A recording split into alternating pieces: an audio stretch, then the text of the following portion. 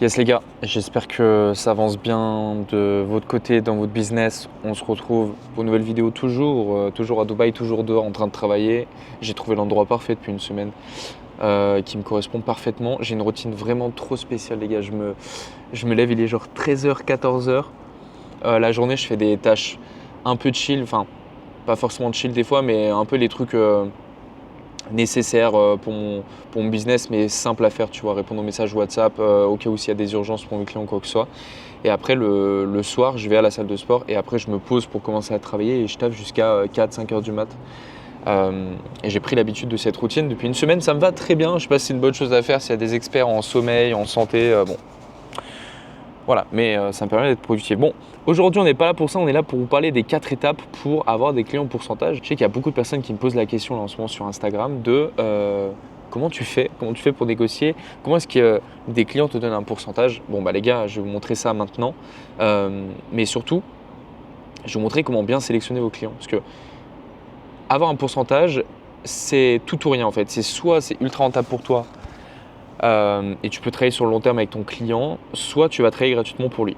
Et tu vas comprendre pourquoi. Déjà, le premier point, c'est d'utiliser la méthode NVM. Si jamais tu n'as pas regardé mon autre vidéo, n'hésite pas à t'abonner et la regarder, j'en avais parlé. Donc je vais passer rapidement dessus. Mais en fait, c'est ça, il faut savoir se respecter et ne pas travailler avec n'importe qui. Pourquoi? Parce que si tu prends un client qui est dans une niche ultra saturée, déjà, tu pars avec un désavantage. Ça veut dire qu'au niveau des ads, au niveau de la création de contenu, au niveau du taux de closing et tout, ça va être galère.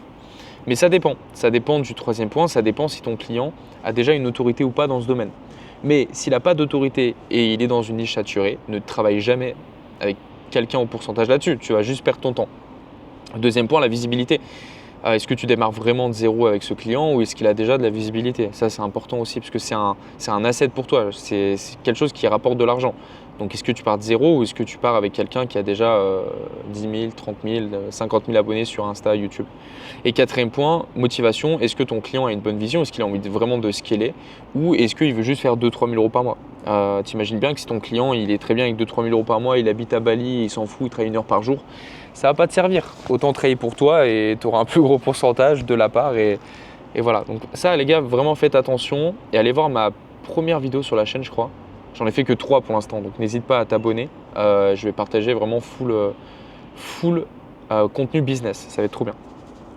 Deuxième point, faire des projections à l'avance. Ça en plus c'est trop bien parce que ça tu peux le donner à tes clients quand tu travailles au pourcentage. Ça fait partie de l'expérience client aussi et de la satisfaction client. Parce qu'il n'y a pas que les résultats qui sont importants quand tu collabores avec quelqu'un en pourcentage, mais ça je ferai une autre vidéo. Deuxième point, faire des projections à l'avance. Et tu vois, par exemple, moi j'ai un tableau que j'utilise tout le temps. Dès que j'ai un client, je prends des stats moyennes que j'avais sur mes webinaires et challenges ou autres événements. Si je fais ça pour mon client en pourcentage, toi, si tu n'as jamais eu d'expérience ou tu n'as jamais fait de webi et que là tu as un client pour faire des webinaires, tu vas faire des statistiques moyennes du marché, tu vois, une projection tout simplement. Et en fait, moi j'adore faire des projections pour savoir si je bosse avec le client ou pas. Je te donne un exemple. Si j'ai un client qui a une chaîne YouTube de 50 000 abonnés et qui me dit j'aimerais qu'on travaille au pourcentage et qu'on fasse des challenges grâce à mon audience YouTube, il ne veut pas faire d'ads, juste YouTube par exemple, ok, bah, je vais calculer avec son audience combien on peut ramener de personnes en challenge et combien au total on peut faire. Et donc tu vois par exemple c'est un tableau où j'ai des projections basses, moyennes et élevées pour voir où est-ce qu'on pourrait se situer. Et ça va dépendre de plusieurs points. Quand j'ai des clients qui mettent un budget ads, bah, je regarde en fonction du CPL, moyenne basse, moyenne et élevée.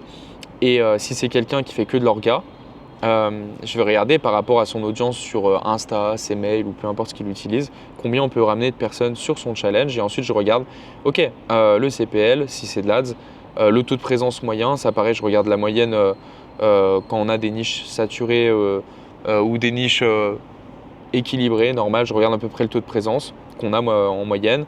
Je regarde les vues par live en fonction des différents jours. Si c'est l'exemple d'un challenge, mais là, si c'est un webinaire, tu n'auras pas ça. Je regarde le pourcentage de vente qu'on fait. Là, en l'occurrence, c'était pour une cliente pour du mid-ticket. Donc, je regarde si on vend des offres entre 300 et 500 euros, bah, combien de ventes on peut faire en moyenne. Donc, ça, c'est les stats moyennes qu'on a sur du challenge. Et donc, ça fait combien de ventes. L'AOV closé, c'est la moyenne de cash collecté. Revenus TTC, dépenses, bref. Et en fait, moi, ça me permet de faire des projections pour voir si je prends un pourcentage, bah, combien je vais prendre sur une moyenne basse, sur une moyenne moyenne et sur une moyenne élevée. Ça permet aussi de ne pas trop prendre de risques dans le sens où c'est bien d'avoir des clients au pourcentage, mais encore une fois, respectez-vous, ne travaillez pas gratuitement. Si tu as un client qui a un compte Instagram avec 500 abonnés qui veut faire un challenge, c'est inutile, c'est littéralement inutile. Enfin, il y a des cas où tu peux le faire. À l'époque, je le faisais aussi, même avec une petite audience, je faisais que de la prospection et je remplissais des challenges comme ça. À l'époque, je faisais 20 à 30 000 euros par mois avec mes associés. Mais c'est un cas exceptionnel. En vrai, la majorité des gens qui travaillent tout seuls en plus, c'est pas utile de faire un challenge, mais tu vois ce que je veux dire. Regarde par rapport à ton client, son audience, le budget ads qu'il peut mettre et tout. Bah, si tu fais un webinaire, un challenge ou des tunnels de vente en low ticket, etc., peu importe le système de vente que tu vas utiliser sur lequel tu vas être payé, fais des projections en avance pour voir combien toi tu vas être payé et combien ton client peut générer aussi. Troisième point, hyper important d'analyser le coût d'opportunité.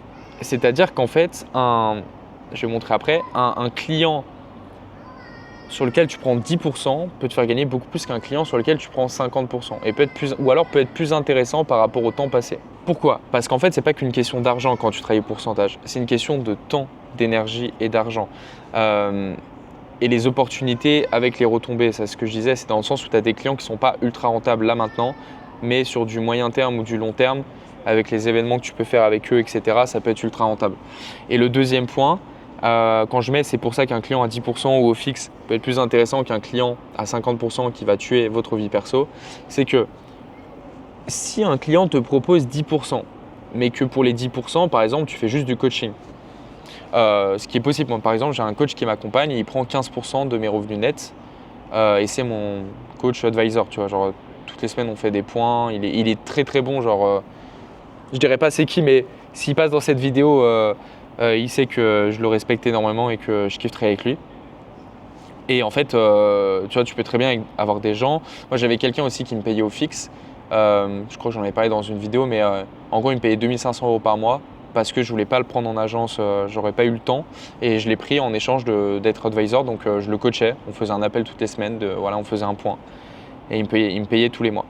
Mais ce que je veux dire, c'est que tu vois, des clients comme ça peuvent des fois être plus intéressants qu'un client que je vais avoir dans mon agence où je vais prendre 40%, mais je vais passer ma vie dessus. Je vais peut-être gagner un peu plus, mais si 5 heures par jour, je dois être sur son business, à minuit, je suis là en train de stresser parce qu'il y a un problème technique sur Excel ou autre, bah, au final, le client qui me rémunère 10% de ses revenus, mais je fais uniquement du coaching, c'est-à-dire que je ne fais pas de la prestation, bah, peut être plus intéressant. Donc, c'est là où il faut analyser le coût d'opportunité. Pareil, un autre exemple très concret. En mars, quand j'avais fait le challenge d'Antoine Blanco, avec d'autres personnes, j'étais chef de projet. C'est le challenge qui m'a pris le plus d'énergie dans ma vie. Jamais travaillé autant sur mon business. Même à l'époque, quand j'étais jeune, j'avais pas d'argent, je devais tout prouver au monde et tout. Je travaillais pas autant. Vraiment, là, j'ai vraiment fait que ça. J'ai même dit à mon associé sur mon agence que, en gros, s'il pouvait prendre le relais quand il y avait besoin et tout, parce que vraiment, j'étais pas disponible. Et au final, en plus, les résultats n'étaient pas si exceptionnels que ça. On a eu des résultats quand même, mais en dessous des projections qu'on avait. Et en fait, quand je regarde, je me dis « Ah ouais, c'est tellement pas intéressant au final ». Et je suis content de l'avoir fait parce qu'au final, ça m'a permis de voir c'est quoi de gérer un client sous pression avec un énorme budget pub et tout. Et ça m'a fait step up, tu vois. Ça m'a fait vraiment step up. Mais c'est pas un truc que je referais. Le quatrième point, savoir définir le bon pourcentage. Alors le pourcentage, c'est en fonction de sa visibilité, son autorité, les moyens que tu vas utiliser pour et la complexité du rôle. C'est-à-dire que plus le client a de la visibilité, plus il va avoir du pouvoir sur toi, entre guillemets. Dans le sens où demain, quelqu'un qui a que 10K sur Instagram et qui veut vendre avec son compte Instagram, tu peux avoir un très bon pourcentage. Maintenant, si c'est quelqu'un qui a 2 millions d'abonnés, étant donné que c'est quelqu'un qui a travaillé sûrement 10 ans, 15 ans, 20 ans pour développer cette audience-là, c'est, disons, plus légitime de son côté de négocier le pourcentage. Et en fait, c'est que c'est OK pour toi de diminuer le pourcentage si derrière il a une grosse visibilité. Par exemple, on a une cliente dans l'agence avec mon associé qui a une énorme visibilité, plus de 3 millions au total entre YouTube, Facebook et tout, et on a 30%. Alors que d'habitude, surtout qu'on est deux, d'habitude moi mes clients je les ai entre 40 et 50%. Mais c'est OK parce qu'en fait il y a tellement d'opportunités et c'est OK, enfin tu vois genre même avec 30%, on va gagner énormément. Pareil, son autorité, ça joue énormément. Dans le sens où si c'est quelqu'un qui n'est pas trop connu, que personne ne connaît dans le milieu, les taux de conversion seront plus difficiles. Donc toi, c'est plus simple de négocier un pourcentage élevé. Les moyens à utiliser, pareil, dans le sens où si tu as juste besoin de faire des mails, tu vas prendre un petit pourcentage. Si tu as besoin par contre de gérer l'ensemble du marketing, forcément que tu vas prendre plus. Et pareil, ça dépend de la complexité du rôle, dans le sens où le marketing, ça veut tout et rien dire.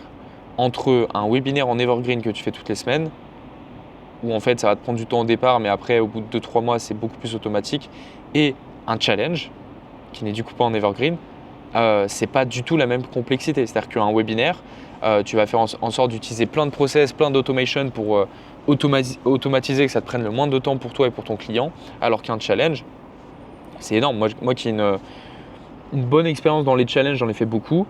C'est un taf énorme, tu vois, entre la création des slides, je prends l'exemple de toutes les tâches un peu chronophages, mais même la gestion des closers, la gestion des setters, la gestion des ambassadeurs, la gestion de la communauté, il y a plein de choses, énormément de choses. Le tournage des ads, tu vois, entre l'étape de brainstorming, plus la création des scripts, le tournage, bref, je passe, mais tu vois, c'est énorme. Donc tu vas pas prendre 20% si tu fais un challenge, tu vas prendre beaucoup plus. Pour moi, du challenge, c'est du 50%, largement. Deuxième point, il ne doit pas avoir un perdant dans l'histoire, sinon c'est fin de collaboration assurée. Ça veut dire quoi? Ça veut dire que si toi, tu es plus gagnant que ton client à un moment donné va penser stratégie et va vouloir arrêter ou renégocier le deal. Mais dans le pire des cas, va vouloir arrêter avec toi, prendre quelqu'un d'autre. Même si c'est rentable, mais si le client se sent perdant dans l'histoire, c'est juste pas possible. Par exemple, si tu ne fais pas ton taf et que ton client repasse toujours sur ce que tu fais et en fait, il travaille plus que toi, c'est pas logique, tu vois. Donc à un moment donné, il va dire ciao. À l'inverse, si ton client est plus gagnant que toi, parce que tu as proposé un petit pourcentage, parce que tu ne sais pas négocier un pourcentage, si tu as un petit pourcentage et ton client, du coup, il a tout le reste, à un moment donné, tu auras envie d'arrêter aussi. Donc il faut un deal gagnant-gagnant pour les deux, que ce soit du 30, 40, 50%, il faut un deal gagnant-gagnant. Moi, le premier deal que j'ai fait à 10%, j'ai arrêté au bout de 2 mois parce que j'étais pas payé à ma juste valeur. Surtout, c'était de la gestion de challenge. Je me dis, mais comment je me suis fait payer 10%? Mais parce que c'était mes débuts, c'était pas un truc prévu. Ça s'est fait par message. Je lui dis, vas-y, on peut faire ça. Ouais, 10%, ça me va. Tu vois, genre émotionnellement, j'y suis allé, mais en fait, c'est pas possible de gérer des challenges pour 10%. Et donc, même si le client est rentable sur le premier mois parce que tu vas te donner à fond, au bout du deuxième mois, tu vas arrêter, il va devoir tout reprendre et au final, tu vois, c'est dommage. Et il faut se respecter et respecter sa valeur. Donc, arrêtez de vous vendre, arrêtez de travailler pour des gens qui n'ont pas de potentiel. Et il faut savoir se respecter et dire non. Moi, il y a énormément, je dis beaucoup plus non que oui. C'est-à-dire que là, par exemple, depuis que j'ai démarré ma chaîne YouTube, et je vous remercie, merci beaucoup pour vos messages, mais depuis que j'ai fait ma chaîne YouTube, il n'y a pas beaucoup de monde, mais pourtant, depuis que je fais mes vidéos où je parle business, j'ai plein de gens qui me contactent sur Instagram pour me dire « Ah Thibaut, trop bien, j'ai vu ta vidéo, est-ce que ça te dirait qu'on travaille au pourcentage et tout ?»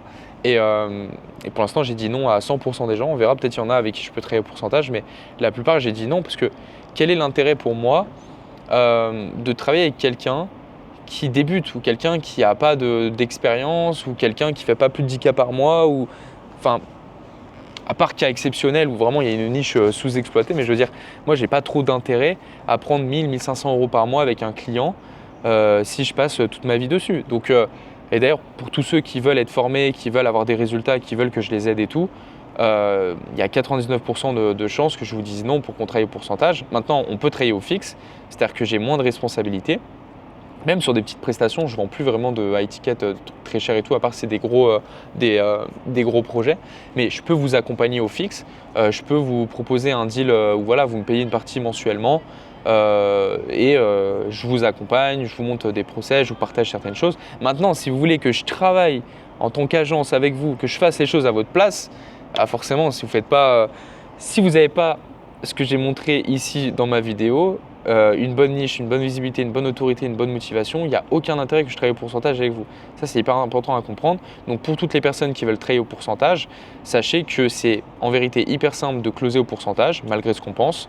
mais respectez votre valeur et ne vous lancez pas dans des projets qui vont être trop complexes et qui vont pas vous rémunérer. Et dernier point, pour toutes les personnes qui veulent être payées au pourcentage par certains clients et au moins atteindre les 5K par mois par client, eh ben, vous pouvez simplement me DM sur Instagram. Mon compte, il est ici. Je vous le mettrai aussi en description. C'est @thibautdidier. Vous m'envoyez un message et on verra si ensemble on peut collaborer ou si je peux vous aider, même si c'est par message ou par appel, peu importe. Je vous audite, je vous montre si vous pouvez le mettre en place, comment est-ce que vous pouvez prendre des pourcentages par rapport à votre activité et on verra si on peut travailler ensemble. Sur ce les gars, passez une bonne journée, une bonne soirée en fonction de quand est-ce que vous regardez cette vidéo. Abonnez-vous et on se retrouve pour la prochaine vidéo. Bye.